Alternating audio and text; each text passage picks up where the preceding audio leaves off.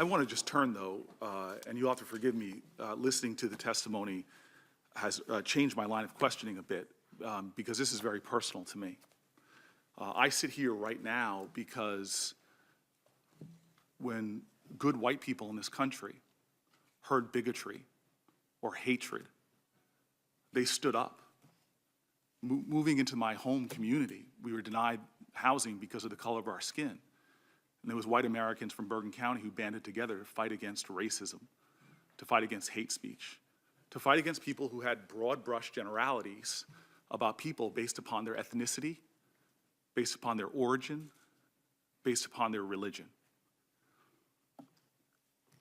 What went on in the White House, what went on in the Oval Office, is profoundly disturbing to me.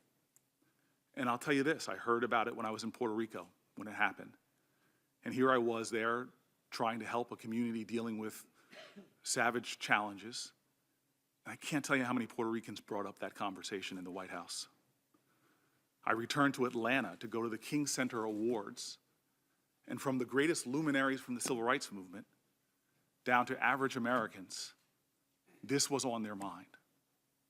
I returned to Newark, New Jersey, and I talked to African Americans from Africa. I talked to Central American Americans.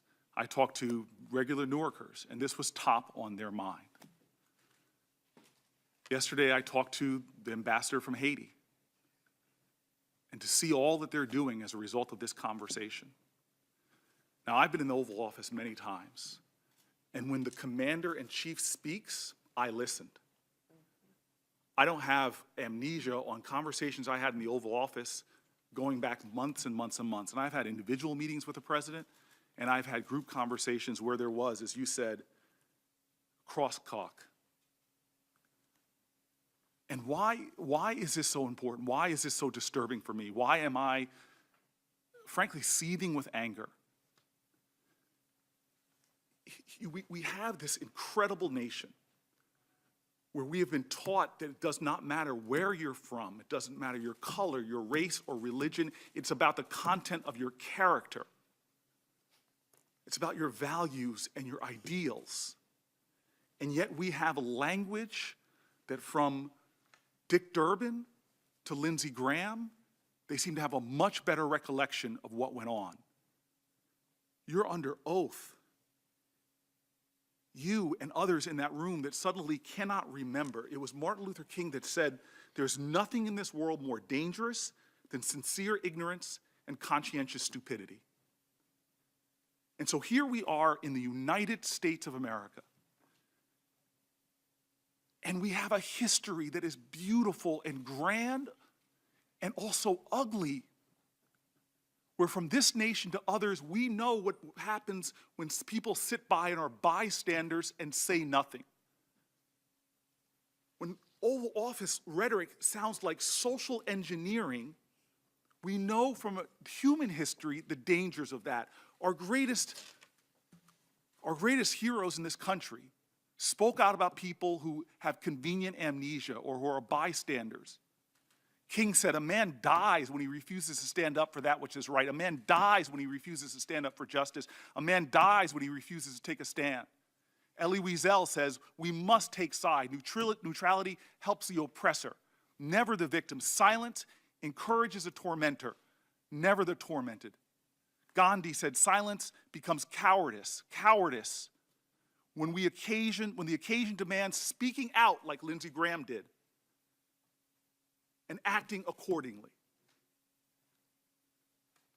This idea that the commander-in-chief of this country could, with broad brushes, talk about certain nations and thus cast a shadow over the millions of Americans who are from those communities.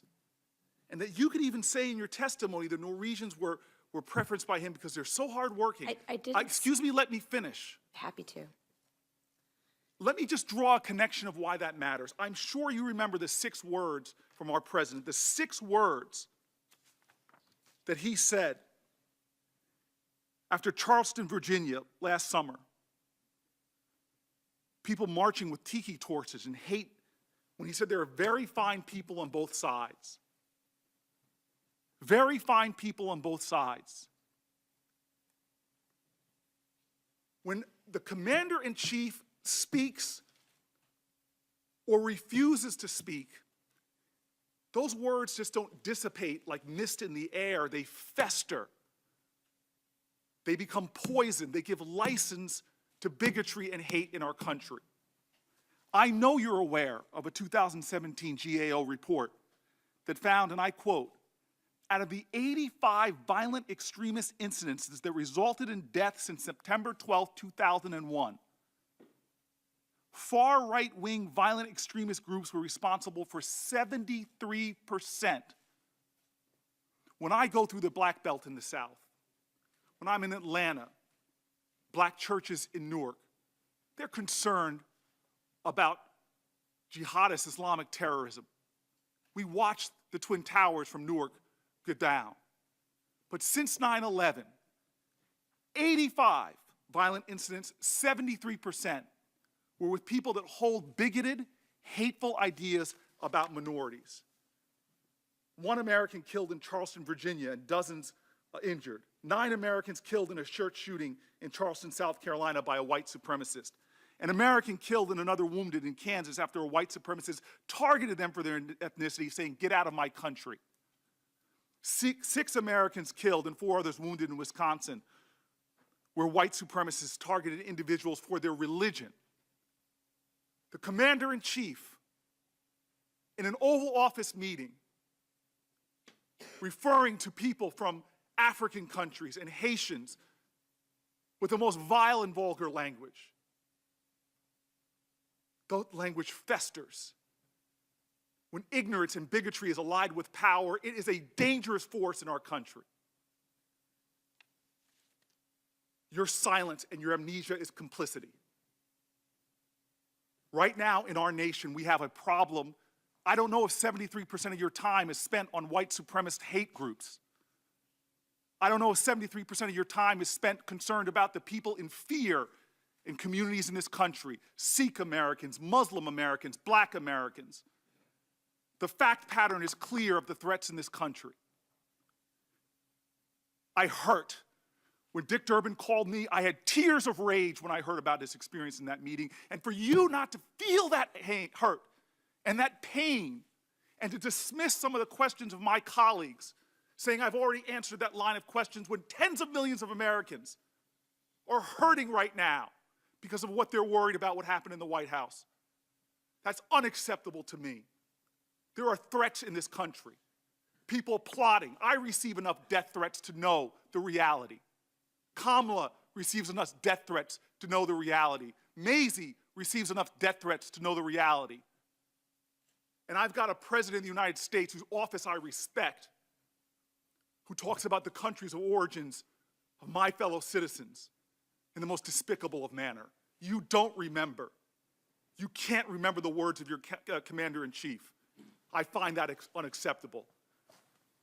Mr. Chairman, I'm grateful to be on this committee. I'm more than ever today happy I am here. Thank you. Thank you. Senator Graham. Sir,